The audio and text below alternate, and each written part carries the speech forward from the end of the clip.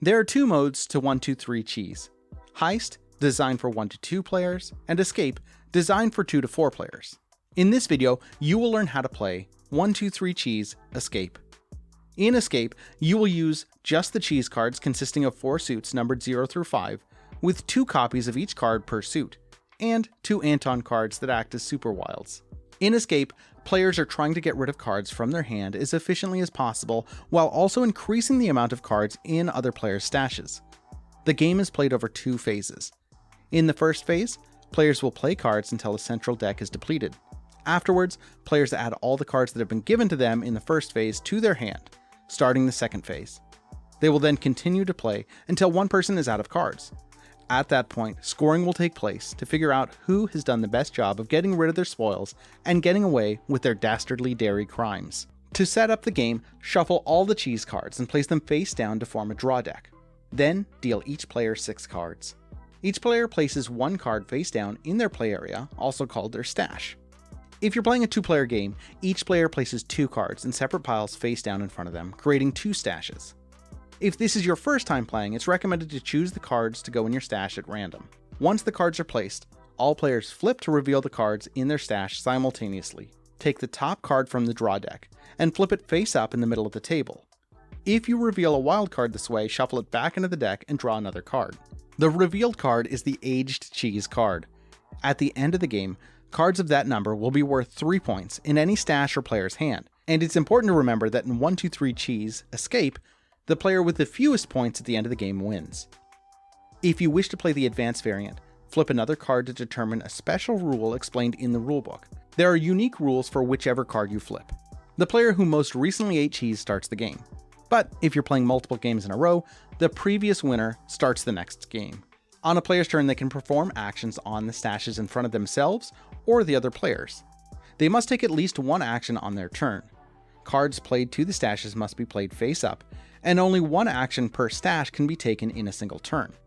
In a 2-player game, each player has 2 stashes in front of them, allowing for a maximum of 4 actions to be taken by a single player. If a stash is completely depleted, leaving a player with no cards in their stash, then any card can be played there.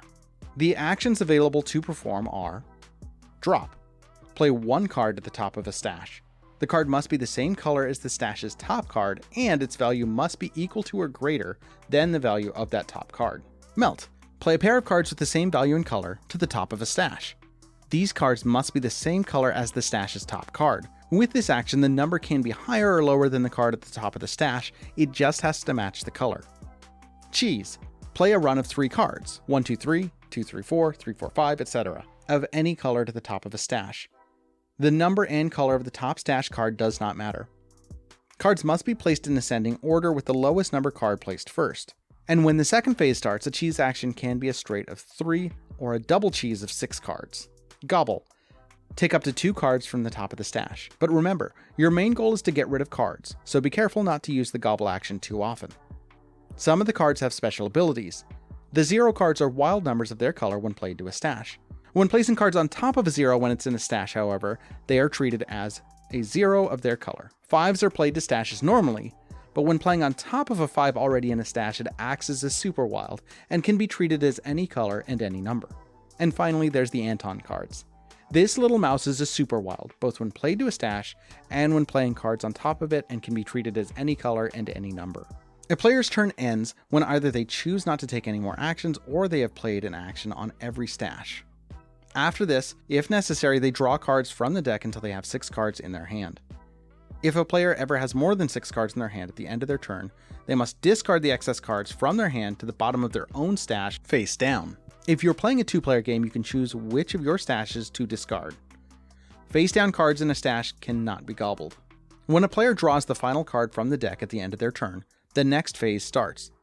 At this point, players pick up their stashes, including any face down cards, shuffle them together, and choose 1 at random to play face up to their stash. In a 2-player game, players keep only the stash in front of them that has the most cards. The other is set aside, removed from the game. Players will then create 2 new stashes. In the event that both stashes have the same amount of cards, they choose 1 to keep without looking through either. After new stashes are made, players may consult their new hand of cards and resume the game. The second phase is played almost exactly as the first. playing cards to stashes or gobbling cards into their hand. However, as mentioned before, the cheese action can now play a run of either 3 or 6 cards. When a player has no more cards in their hand, the endgame is triggered. All other players can take a final turn, and then the game ends. Players will then take all cards in their hand and stashes and tally up their score. First, all cards in either a player's stash or hand that match the aged cheese card in the center of the table are worth 3 points. All other cards in the player's hand are worth 2 points. And all other cards in a player's stash are worth 1 point. And if playing a 2-player game, remember that each player will need to count both of their stashes. The player with the lowest score wins the game. You can play this as an individual game, or you can choose to play multiple games until one player reaches 100 points, and whoever has the lowest score wins the game.